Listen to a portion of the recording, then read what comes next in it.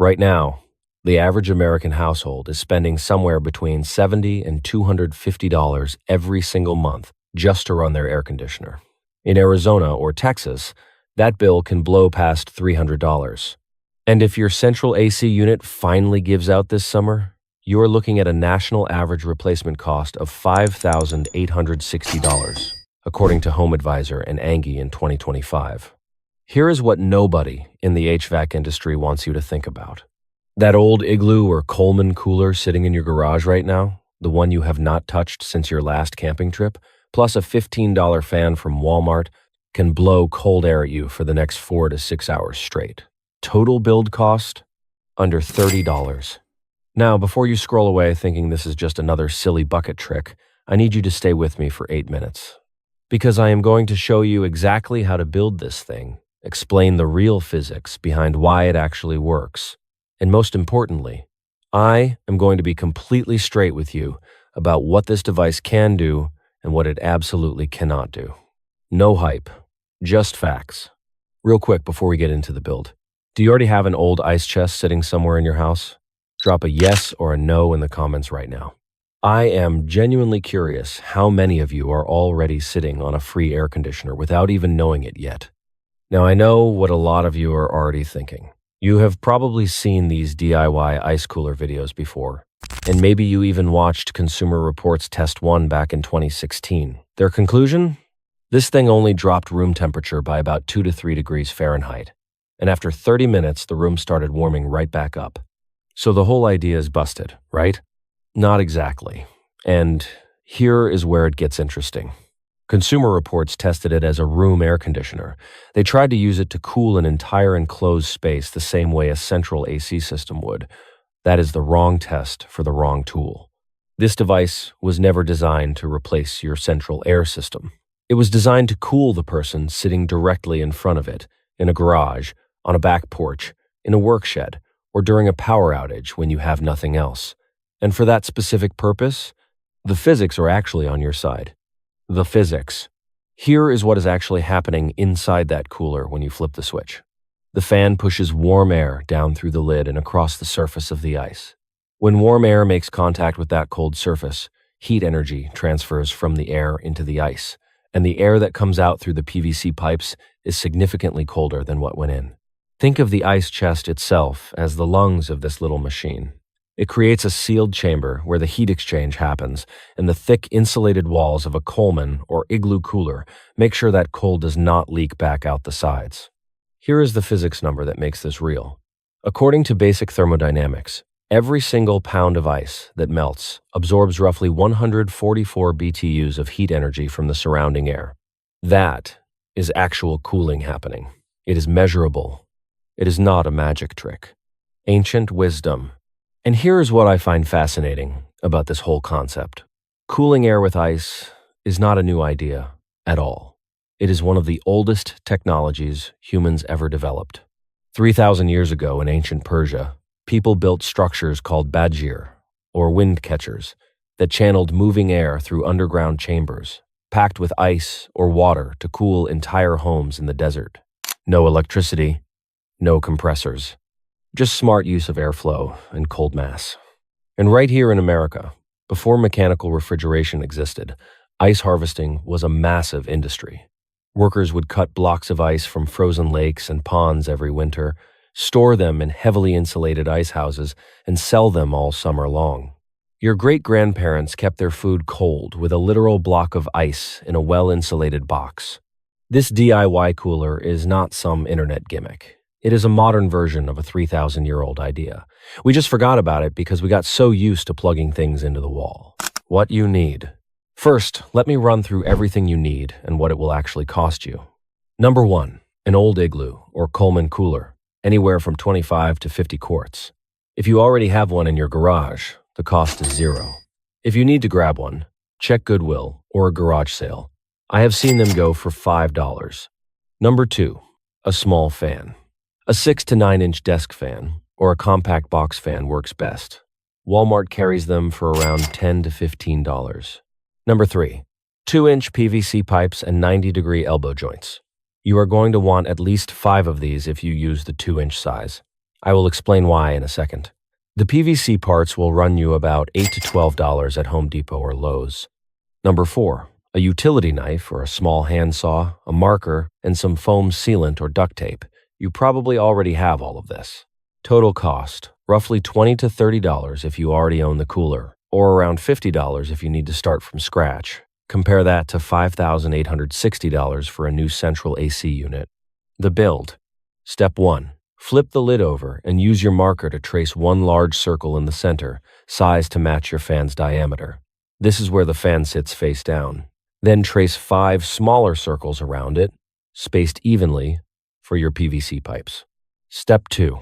Cut out all 6 holes using your utility knife or handsaw. Take your time here.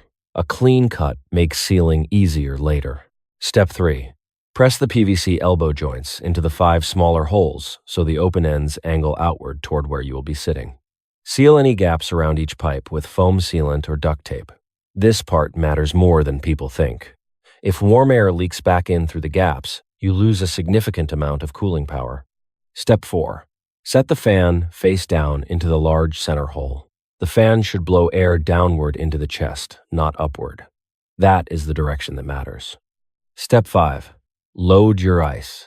And here is a tip most tutorials skip entirely. Instead of using loose ice cubes, freeze water inside old milk jugs or large plastic bottles overnight. Frozen jugs melt much more slowly than loose cubes. They do not create a sloshy mess, and you can refreeze them the same night and use them again the next day. That alone extends your cooling window from about 2 hours with regular cubes to 4 to 6 hours with frozen jugs. Step 6. Plug in the fan, point those PVC pipes toward yourself, and you are done. One pro tip most people get wrong. If you built yours with only 2 or 3 pipes and you can barely feel any airflow, that is why. At 2 inches in diameter, you need at least 5 output pipes to get enough cold air volume moving. Alternatively, step up to 3-inch PVC and you can get away with fewer pipes. Either way, more output equals more airflow equals more cooling on your skin. Let me give you the honest numbers here, because this is where most DIY videos either oversell or undersell what this device can do. Consumer Reports confirmed in their 2016 test that the air coming directly out of the vent pipes, measured right at the opening, was close to the same temperature as air from a traditional window air conditioner as long as the ice was fresh and solid. The problem was not the output temperature. The problem was that a small fan does not move enough cubic feet per minute to cool an entire room. That is a volume problem, not a physics problem. Now here is the cost comparison that should genuinely surprise you. A central air conditioning system uses between 3,000 and 5,000 watts per hour when running. At the national average electricity rate of about 17 cents per kilowatt hour in 2025, that works out to roughly 50 cents to 85 cents every single hour just in electricity. The small fan in this DIY cooler, it uses between 15 and 25 watts. That is less than half a cent per hour in electricity costs. The only real ongoing cost is the ice itself, and if you use frozen milk jugs like I described, that cost drops to essentially nothing. And according to insulation tests from Gear Junkie in 2026, a standard Igloo or Coleman cooler in the mid-range category can maintain its internal temperature for well over 48 hours under controlled conditions, which means even during a heat wave, your frozen jugs have more than enough staying power for a full workday session. So here is the obvious question. If this works, and it costs $30, and the physics are solid, why is nobody talking about it? The honest answer is pretty straightforward. The HVAC industry in the United States generates over $150 billion in annual revenue. That entire ecosystem, manufacturers, contractors, distributors, and retailers, is built around selling and servicing equipment that costs thousands of dollars to install and hundreds of dollars a year to operate. Nobody in that chain has a financial reason to point you toward a $30 solution using an old cooler from your garage. That is not a conspiracy. That is just how markets work. Companies sell what makes them money. Your job as a consumer is to understand the full range of options available to you, especially for situations where the expensive solution is genuinely overkill. Working in your garage on a Saturday afternoon, gardening in the backyard, doing a project on the porch? You do not need a $5,000 system for any of that. You need cold air moving across your body. And this thing does exactly that. Now, I am going to do something a lot of YouTube channels skip, and I am going to tell you exactly where this thing falls short. Because if you buy materials based on unrealistic expectations, you are going to be frustrated. And that is on the video, not on you. Limitation number 1. This will not cool a room. If you are expecting to run this in your living room and lower the ambient temperature, it will not do that in any meaningful way. That is not what it is for. Limitation number 2. High humidity will reduce its effectiveness noticeably. If you are in Florida, coastal Georgia, or Louisiana, the evaporative cooling effect from the melting ice adds moisture to the air, which can actually make you feel less comfortable over time. It works best in dry climates like the Southwest, the Midwest, or the Mountain West.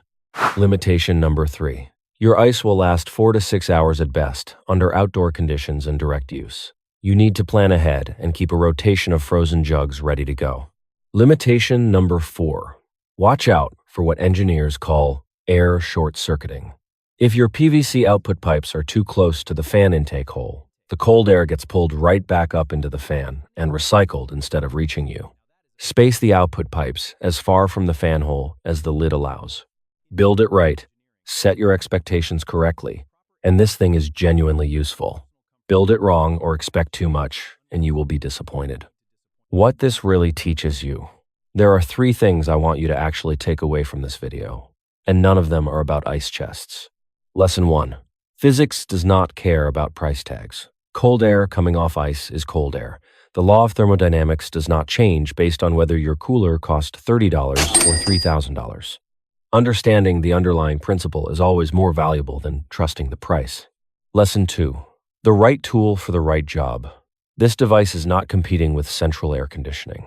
It is filling a gap that central air conditioning literally cannot fill, which is portable, on-demand cooling in outdoor and semi-outdoor spaces. Knowing which tool fits which situation is a skill that saves you money for the rest of your life. Lesson 3. Energy independence starts small. You do not need a $20,000 solar panel system to start thinking more independently about how you heat and cool your life. Sometimes it starts with a $30 build on a Saturday morning that teaches you how heat transfer actually works. That shift in thinking, from consumer to problem solver, is worth more than any gadget I could ever recommend. Closing and retention loop. If you built this, or if you already had an ice chest DIY cooler setup, drop a comment and let me know how it works for you. I read every single one. And if this way of thinking about energy and cooling resonates with you, the next video is going to take things a step further.